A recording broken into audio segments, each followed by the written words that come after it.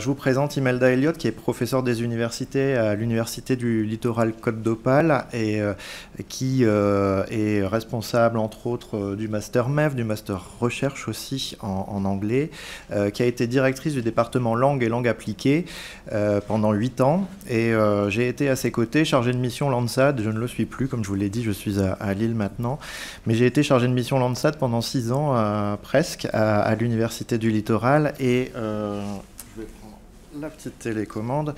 Nous sommes là pour vous parler du dispositif qu'on a déjà pu présenter il y a quelques années quand il était à ses débuts, et nous arrivons maintenant à avoir des chiffres qui nous ont permis de vous présenter cette communication.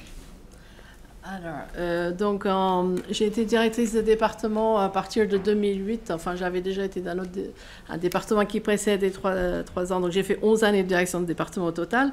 Donc, en 2013, après plusieurs années d'expérimentation dans un centre de langue sur l'espagnol et l'allemand notamment et d'autres langues, donc on a LV2, on a pu mettre en place un groupe de travail demandé par la présidence dans le cadre de l'habilitation, de l'accréditation.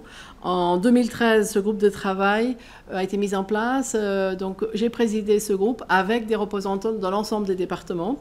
Et les préconisations ont été votées en CFVU et présentées par les scientifiques et pas par les enseignants de langue. Ça a été, je pense, très important pour la réussite du dispositif par la suite. Donc, un des objectifs, c'était l'harmonisation du nombre d'heures dans toutes les formations. Donc la décision a été prise. Ça n'a pas été toujours simple, mais c'est 25 heures par étudiant par semestre avec un effectif de 25 étudiants. On a obtenu en plus la nomination d'un chargé de mission, donc ici présent Jean-François Boutier. Ça a été très important pour la mise en place d'un nouveau dispositif et un service pour l'ensemble de l'université. Et sachant que l'ensemble des enseignants sont rattachés au département de langue et langue appliquée, mais interviennent dans de nombreuses formations. Dans les objectifs, de notre point de vue, il y avait l'égalité des chances, et j'y tenais particulièrement moi-même en plus, l'égalité des chances d'accès aux langues, mais aussi de réussite en langue. Aider les étudiants à avoir une insertion professionnelle, non seulement dans la région, mais aussi au niveau international. Et la nécessité d'une certification qui démontre un niveau pour un emploi de cadre pour la plupart du temps de nos jours. Augmenter donc le pourcentage d'étudiants qui obtenaient une certification avec l'objectif à terme d'avoir 100% qui auraient au moins le niveau B1 et 50% qui auront le niveau B2. On n'a pas défini encore vraiment le pourcentage de niveau C1, ça viendra.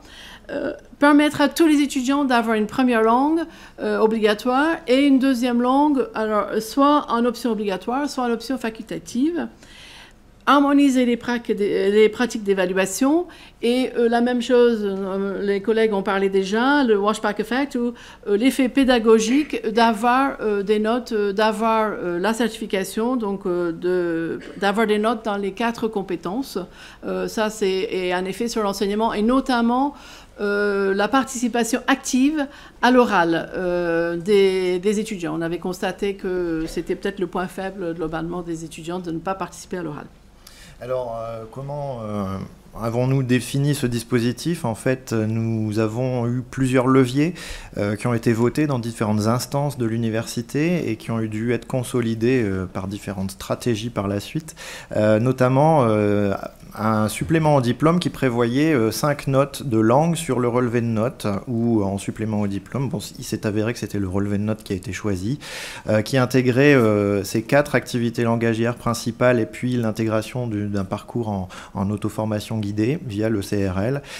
Une évaluation certificative aussi pour les années diplômantes en dernier semestre de L3 et en S3 ou S4 de M2, où là on avait une intégration douce de la certification, c'est-à-dire que pour 50% de la note de ce semestre, on gardait l'évaluation classique avec ces 5 notes, et pour les 50% restants, nous avons intégré une conversion de la réussite totale ou partielle à une certification évaluant au minimum 4 activités langagières, ce qui excluait de fait le TOEIC, mais pas nécessairement le TOEFL, avec différents niveaux et différents degrés d'interprétation pour la conversion de la note, pour que l'étudiant puisse avoir une note même s'il ne réussit pas une certification.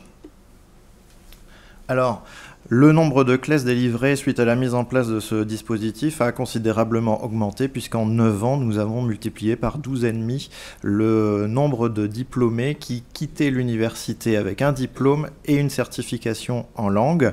Donc il faut savoir qu'à l'ULCO, il y a 8000 étudiants actuellement et qu'il s'agit ici de chiffres qui portent sur les années de L3 et M2. Donc, vous avez pu voir que le pourcentage le nombre d'étudiants qui ont obtenu le CLES a augmenté 12 fois et demi en 9 ans. Aussi, le pourcentage d'inscrits en L3 et ont obtenu une certification CLES est passé en 2009 de 2% en 2009 à 76% l'année dernière. En plus, d'après les chiffres que notre vice-présidente a réussi à avoir au niveau national, l'ULCO représenterait 6% des titulaires du CLES, et alors qu'on représente que, d'après ce que j'ai pu voir, à peu près 1,5% des effectifs. Donc, à peu près 12 fois plus de titulaires du CLES que notre part, finalement, d'étudiants au niveau national.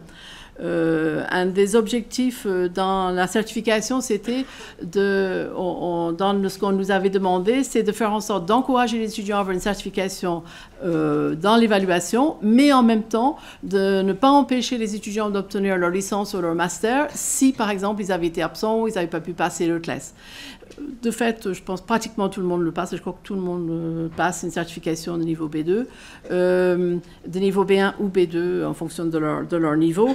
Mais du coup, c'est 50%. Donc, pour 50% de la note en semestre 6 ou semestre 3 ou 4 de master, le CLES ne compte que pour 50%. Donc, s'ils ne l'ont pas, c'est 0 sur la moitié, si vous voulez. Donc, ils ont quand même une note et ça leur permet d'avoir leur diplôme. C'était une des demandes.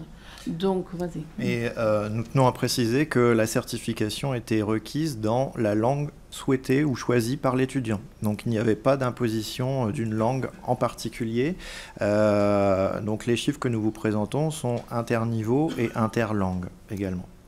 Et donc, au niveau des préconisations, pour augmenter la part d'étudiants qui ont obtenu le CLES, je pense qu'il est vraiment très important que ce soit intégré dans les contrôles de connaissances. Je sais qu'il y a plusieurs façons de faire. En tout cas, et je pense que c'est important aussi qu'il y ait un entraînement à produire 4 notes, donc à avoir des notes dans les 4 compétences, afin de permettre aux étudiants de voir où ils en sont, mais aussi à permettre aux collègues de les noter dans les 4 notes. Je pense que ça, au niveau des préconisations, c'est important. Merci.